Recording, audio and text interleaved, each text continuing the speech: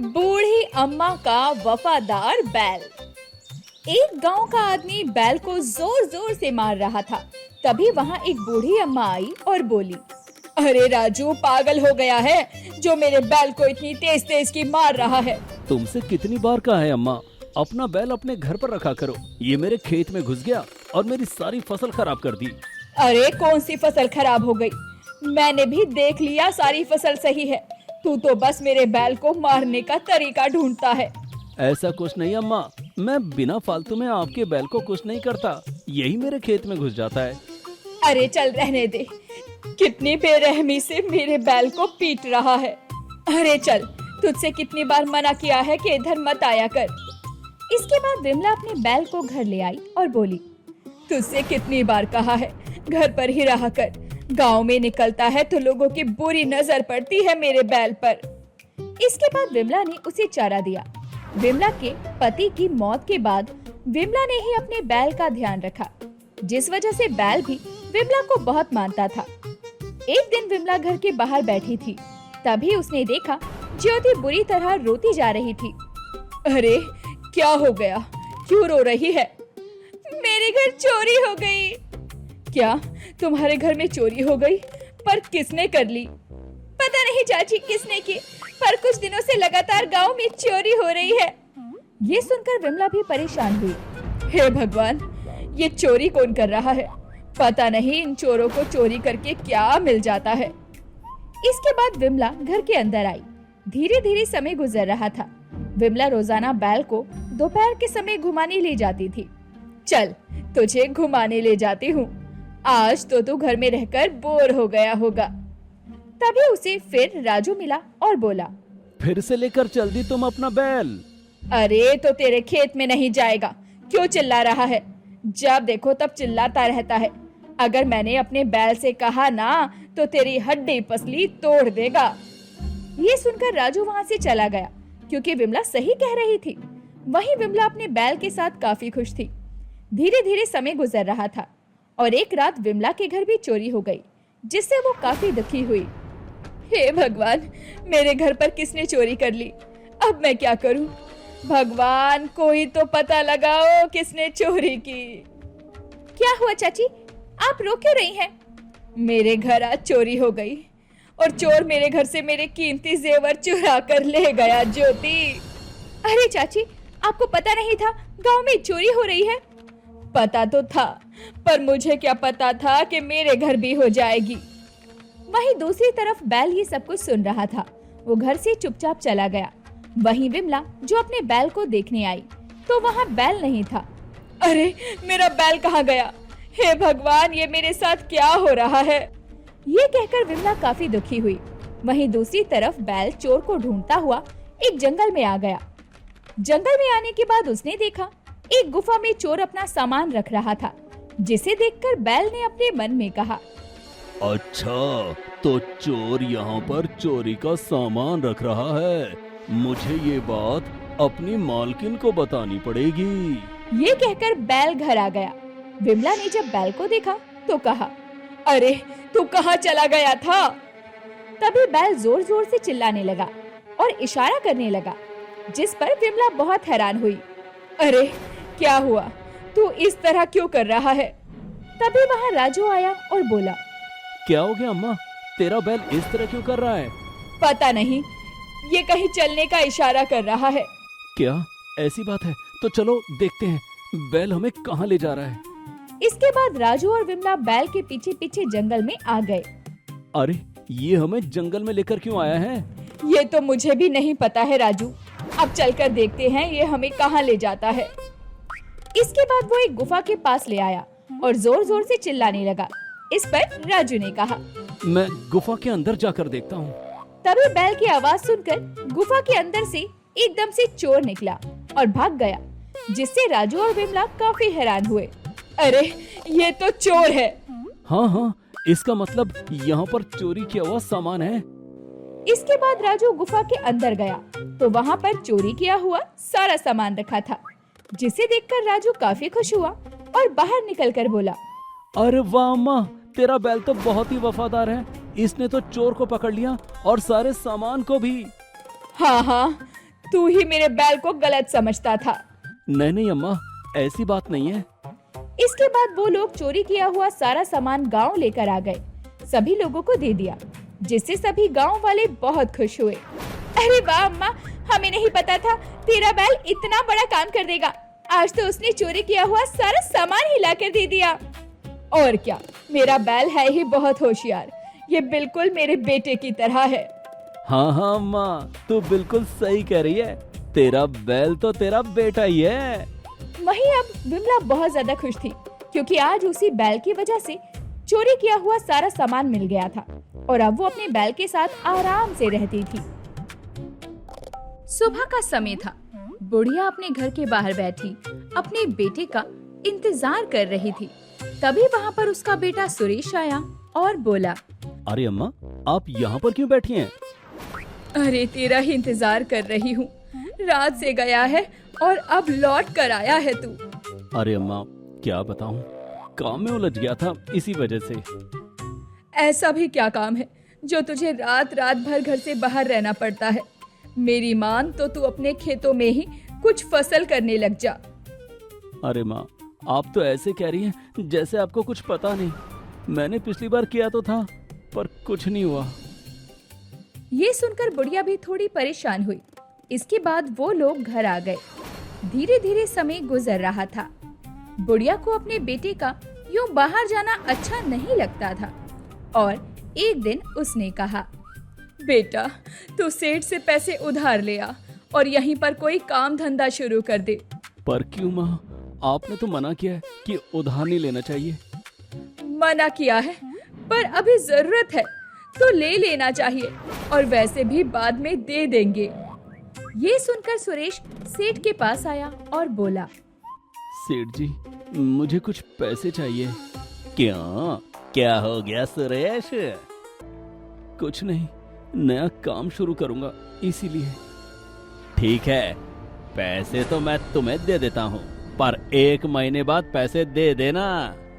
ये सुनकर सेठ ने पैसे दे दिए और वो घर आकर अपनी माँ को सारी बात बताता है, जिसे सुनकर बुढ़िया ने कहा, ठीक है, 1 महीने तक हम लोग खूब मेहनत करेंगे, जिससे हमारा काम अच्छा चलने लग जाएगा। अगले दिन ही सुरेश किराने की दुकान खोल लेता है, लेकिन उसकी दुकान कुछ अच्छी नहीं चल रही थी। ये देखकर वो थोड़ा सा परेशान था। माँ ने तो कहा था काम बहुत अच्छा चलेगा, पर दुकान तो चल ही नहीं रही। तभी वहाँ सुरेश की माँ आई और बोली, क्या हुआ बेटा, तू थोड़ा परेशान लग रहा है। माँ, दुकान चल ही नहीं रही है, क्या करूँ, कुछ समझ नहीं आ रहा है। सारे गांव के लोग बाजार से ही सामान लेने जा रहे हैं। ये सुनकर बुढ़िया भी थोड़ी परेशान हुई। अच्छा, ऐसी बात है तो तू चिंता मत कर, मैं कुछ ना कुछ करती हूँ। इसके बाद बुढ़िया वहाँ से चली आई। तभी उसे गांव की गीता मिली और उसने कहा, अरे चाची, कहाँ से आ रही हो? कहीं नहीं, अपनी दुकान से आ रही हूँ। तू कहाँ जा रही है? अरे मैं तो बाजार जा रही हूँ राशन लेने के लिए। अरे बाजार जाकर क्या करेगी, मेरी दुकान से ले ले, सस्ता तब भी मिल जाएगा। पर चाची, पता नहीं आपकी दुकान पर कैसा होगा, बाजार में अच्छा मिलता है। अरे बाजार से अच्छा ही मिलेगा, मेरी दुकान अभी खुली है, हम सारा माल ताजा लाए हैं, और अगर तुम मेरा नाम ले लोगी तो थोड़ा सस्ता भी मिल जाएगा। ये सुनकर गीता काफी खुश हुई और वो सुरेश की दुकान पर आ गई। सुरेश को जब पता लगा कि उसकी माँ ने ही भेजा है, तो उसने थोड़ा सस्ता दे दिया, जिससे गीता काफी खुश हुई। वहीं अब धीरे धीरे ग्राहक उसकी दुकान पर आने लगे, जिस पर सुरेश ने कहा, अरे वाह, माँ तो बड़ी ही चतुर है, उन्होंने तो ग्राहकों को भेजना शुरू कर दिया। वहीं दूसरी तरफ बुढ़िया अपने घर के बाहर बैठ गई और बोली, मुझे कुछ ऐसा करना पड़ेगा जिससे मेरी दुकान पर ग्राहक भाग कर जाए। और उसने जोर जोर से कहा, जो भी मेरी दुकान पर जाएगा उसे एक साड़ी फ्री मिलेगी, पर इसके लिए कम से कम 5000 का सामान लेना पड़ेगा। गांव की औरतों ने ये सुना तो वो काफी ज्यादा खुश हुई। अरे वाह चाची, किराने के सामान पर एक साड़ी फ्री दे रही हैं, मैं तो उन्हीं की दुकान पर जाऊंगी। वहीं बुढ़िया ने दुकान पर पहले ही साड़ियां लाकर रख दी थी, जिस पर सुरेश ने कहा, समझ नहीं आ रहा आखिर इस तरह क्या होगा। तभी अचानक उसने देखा कुछ औरतें उसी की दुकान पर आ रही हैं। जिसे देखकर वो थोड़ा हैरान हुआ। अरे ये तो मेरी दुकान पर ही आ रही है। अरे भैया, सुना है 5,000 की खरीदारी पर एक साड़ी फ्री है। हाँ हाँ, आपने बिल्कुल ठीक सुना है बहन जी। अरे तो मुझे जल्दी से सामान दे दो। ये सुनकर सुरेश काफी खुश हुआ और उस दिन उसकी काफी अच्छी बिक्री हुई, जिसे देखकर सुरेश ने कहा, मान गए। माँ ने तो ऐसा जाल बिछाया जिससे मेरी काफी अच्छी बिक्री हो गई। वहीं दूसरी तरफ जब सुरेश शाम को घर आया तो उसने कहा, आज तो माँ मेरी बहुत अच्छी बिक्री हुई है। मैंने कहा था ना, तू चिंता क्यों कर रहा है। अब बस देखता जा, हफ्ते में एक बार इसी तरह हम लोग ऑफर निकालेंगे, जिससे हमारी बिक्री बहुत अच्छी होने लगेगी। वहीं समय के साथ सुरेश की दुकान पर काफी अच्छी कमाई होने लगी थी। धीरे धीरे सुरेश ने सेठ के सारे पैसे दे दिए, जिससे सुरेश अब काफी ज्यादा खुश था। वैसे कुछ भी कहो माँ, आपने बहुत अच्छा दिमाग चलाया, इसीलिए तो सब लोग कहते हैं कि आप बहुत ही चतुर हैं। अरे बेटा, तू अभी मुझे जानता ही कहाँ है। तूने तो अभी मेरी चतुराई देखी ही नहीं। वैसे अब दुकानदारी कैसी हो रही है? माँ, अब दुकानदारी बहुत ही अच्छी चल रही है आपकी कृपा से। बस इसी तरह तेरी दुकानदारी होती रहे। बस अब हम लोग बहुत जल्दी अमीर हो जाएंगे। ये सुनकर सुरेश भी काफी खुश हुआ और अब वो अपनी दुकान आराम से चलाता था। डींगे हाँकने वाली बहू। सोनिया अच्छे से तैयार होकर दुल्हन के जोड़े में बैठी हुई थी। तभी उसकी सहेली उसे छेड़ते हुए कहती है, क्या बात है, अब तो शादी करके दूसरे घर चली जाएगी। सुना है तेरा पति बहुत अच्छे पैसे कमाता है और शहर में रहता है। अब तो अपनी सहेलियों को भूल ही जाएगी ना। अरे मेरा पति सिर्फ अच्छे पैसे ही नहीं कमाता, बल्कि एक बहुत बड़ी विदेशी कंपनी में नौकरी करके वापस आया है। उसे तो वहाँ के मालिक खुद छोड़ने आए थे।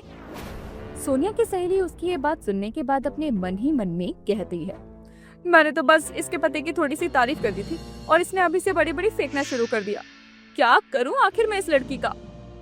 उसकी सहेली उसे ऐसी टेढ़ी नजर देकर वहाँ से चली जाती है। थोड़ी ही देर में बारात आती है। सोनिया शादी करके अपने ससुराल के लिए विदा हो जाती है। जैसे ही वो गृह प्रवेश की रस्म के लिए अपने ससुराल की दहलीज पर खड़ी हुई, उसकी सास कुंती कहती है, आजा बहू, अब तो तेरी आरती भी उतार दी। अब क्या तुझे घर के अंदर बुलाने के लिए कोई विशेष मंत्र पढ़ना पड़ेगा? नहीं नहीं माँ जी, दरअसल हमारे यहाँ जब भी कोई नई बहू घर आती है तो उसका धूमधाम से स्वागत होता है। उसे कई तरह के उपहार और गहने भी दिए जाते हैं, तब जाकर बहू घर के अंदर कदम रखती है। आखिर मैं आपकी इकलौती बहू हूँ, तो मुझे लगा कि आप कुछ ऐसा वैसा ही करने वाली हैं, इसलिए तो मैं घर के अंदर नहीं आ रही थी ना। हे भगवान, ऐसी भी कोई रस्म होती है? मुझे तो इसके बारे में पता ही नहीं था। ठीक है बहू, एक काम कर, ये मेरे सोने के कंगन ले ले और अब अंदर आ जा।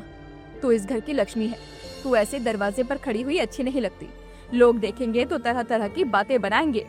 कुंती अपने हाथों के सोने के कंगन उतार कर सोनिया को दे देती है। सोनिया कंगन पहनकर शान से घर के अंदर आती है। अगले दिन जब पहली रसोई की रस्म होती है तो सोनिया सिर्फ पोहे और चाय बनाती है। कुंती रसोई में आकर कहती है, ये क्या है बहू, मुझे तो लगा था तूने बहुत सारे पकवान बनाए होंगे और हमें तरह तरह का खाना खाने को मिलेगा, लेकिन तूने तो सिर्फ पोहे और चाय बनाई है। ऐसे थोड़ी ना होता है। ये सब कुछ क्या है? माँ जी, ये सब छोड़िए। आपको पता है, मुझे दुनिया का सबसे बेहतरीन खाना बनाना आता है। हमारी गली का एक लड़का मास्टर शेफ का मुकाबला लड़ने गया था। उसे खाना बनाना मैंने सिखाया था। मैं चाइनीज, इटालियन, हर तरह का विदेशी खाना बना सकती हूँ। फिर क्या बात है बहू, जब तुझे इतनी तरह का खाना बनाना आता है तो तूने पोहे क्यों बना दिए? वो माँ जी, आज मैं बहुत ज्यादा थक गई थी, इसलिए मैंने सोचा कि सिर्फ पोहे बना लेती हूँ। क्या बात है बहू, तू कितनी ज्यादा समझदार है। थक गई ना, कोई बात नहीं। मैं तो भाग्यशाली हूँ कि मुझे तेरे जैसी बहू मिली। आज नहीं तो कल तुझे जितनी तरह का खाना बनाना आता है वो सब हमें बनाकर खिलाना। कुंती को लगा कि शायद अगले दिन उसकी बहू कुछ अच्छा खिलाएगी। रात को जब खाना बनाने का समय आया तो सोनिया ने रस्मों में मिले पैसों से गुपचुप बाहर से खाना मंगवा लिया। उसका पति रोहित बाहर का खाना देखकर चिढ़ गया और बोला, सोनिया, ये सब क्या है? ये खाना तो होटल का है। सुबह भी तुमने कुछ खास नहीं बनाया था, आखिर बात क्या है? क्या बताओ रोहित जी, आप लोगों को तो मेरे हाथ का खाना खाने के पीछे जैसे आदत ही हो गई है। अरे बोल दिया ना, बना लूंगी जब मेरा मन होगा। हमारे खानदान में जब नई बहू आती है तो 15 दिन तक उसे कोई काम नहीं कराया जाता, उसे तो महारानी की तरह रखा जाता है। और आप मुझे घर की बावर्ची बनाना चाहते हैं? कोई बात नहीं बहू, 15 दिन की ही तो बात है, तब तक मैं खाना बना लूंगी। लेकिन ये बाहर का खाना लाना बंद कर दो, ये सब हमें हजम नहीं होता और पैसे की बर्बादी होती है वो अलग। अगले कुछ दिन कुंती खुद खाना बनाने लगी। एक दिन उसने देखा कि सोनिया घर में नहीं है। वो बाहर गई तो देखा कि सोनिया पड़ोसन से बातें कर रही थी। आपको पता है, एक बार मेरे पापा मुझे खुश करने के लिए हाथी का बच्चा खरीद कर ले आए थे। मैं उसे रोज काजू बादाम खिलाती थी, लेकिन फिर मम्मी गुस्सा हो गई और हमें उसे वापस से जंगल छोड़कर आना पड़ा। हाँ बहू, तुम तो कह रही थी कि तुम्हारे घर में एक शेर भी था, उसका क्या हुआ? सोनिया ने एक लंबी सांस ली और अपनी आंखों को गोल गोल घुमाते हुए बड़े ही नौटंकी के अंदाज में बोली, अरे वो शेर, वो तो अब हमारे फार्म हाउस की रखवाली करता है। आपको पता है, जब मैं छोटी थी तो मैं उसके साथ लुका छुपी खेला करती थी। वो इतना समझदार है, बिना कहे ही कुछ भी समझ जाता है। मुझे कब भूख लगी है, कब प्यास लगी है, सब। एक बार तो उसने घर में घुसे 4 चोरों को पकड़कर खुद पुलिस स्टेशन भी पहुंचा दिया था। अब वो थोड़ा बूढ़ा हो गया है ना, वरना मैं उसे अपने दहेज में यहीं लाने वाली थी। पड़ोसन अपना मुंह दबाकर हंसने लगी, क्योंकि उन्हें पता था कि उनकी बहू डींगे हाँक रही है। लेकिन कुंती जो खंबे के पीछे खड़ी ये सब सुन रही थी, उसके माथे पर बल पड़ गए। हाथी का बच्चा, पुलिस स्टेशन जाने वाला शेर, कहीं मेरी बहू का मानसिक संतुलन तो खराब नहीं, या फिर ये मुझे और इस पूरे मोहल्ले को पागल समझ रही है। कुंती ने अपने गले को साफ करते हुए सोनिया के सामने आकर कहा, बहू, अगर शेर और हाथी से बातें हो गई हो तो जरा रसोई में आकर इंसानों वाला खाना बना लो। आज तुम्हारे ससुर जी के कुछ पुराने दोस्त खाने पर आ रहे हैं, जो शहर के बहुत बड़े डॉक्टर हैं। मैंने उन्हें तुम्हारी मास्टर शेफ वाली काबिलियत के बारे में बता दिया है। सोनिया के चेहरे की हवाइयाँ उड़ने लगी, लेकिन उसने तुरंत ही खुद को संभाला। अरे माँ जी, आप फिक्र क्यों करती हैं? आज मैं उनके लिए ऐसी विदेशी डिश बनाऊंगी जो वो अपनी उंगलियां चाटते रह जाएंगे। वैसे तो पेरिस के मशहूर शेफ मुझे ये रेसिपी पूछने के लिए हर रविवार फोन करते हैं, पर आज मैं आपके लिए वो जादुई रसोई में डिश बनाऊंगी। आप भी खाकर कहेंगी कि क्या बढ़िया खाना बनाया है मैंने। कुंती बड़ी उम्मीद लेकर ड्राइंग रूम में मेहमानों के पास बैठ गई। सोनिया को रसोई में भेज दिया।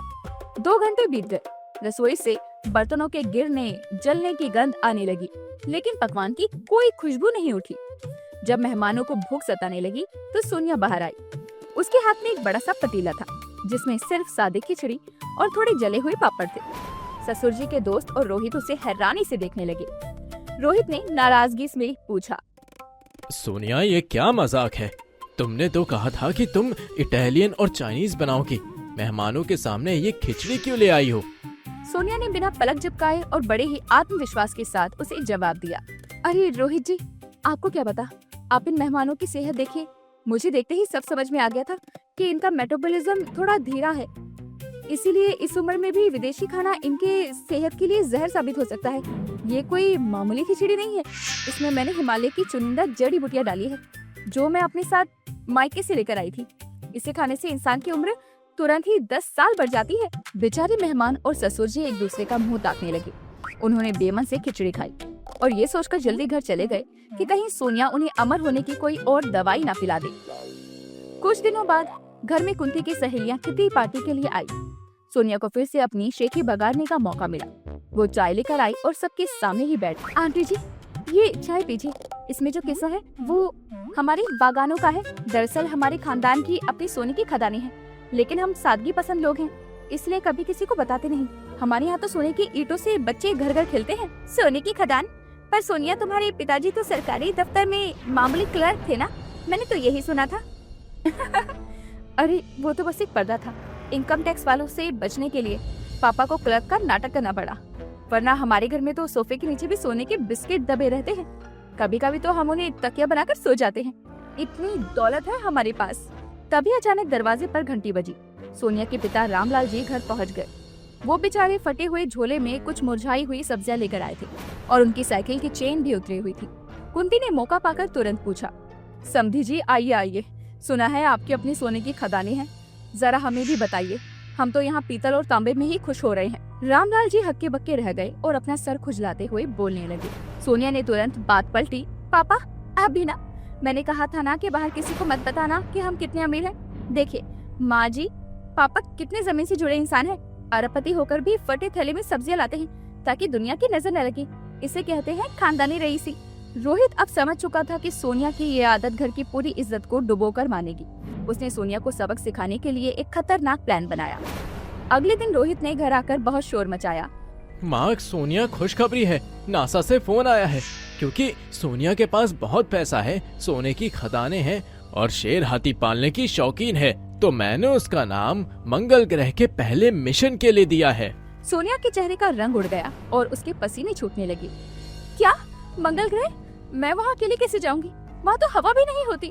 अरे तुम तो शेर के साथ लुका छिपी खेलती थी, वहाँ तो बस थोड़ा बहुत एलियंस होंगे, उनसे दोस्ती कर लेना। और वैसे भी तुम्हारे पास तो सोने की खदानें हैं, तुम अपना निजी रॉकेट खुद खरीद सकती हो।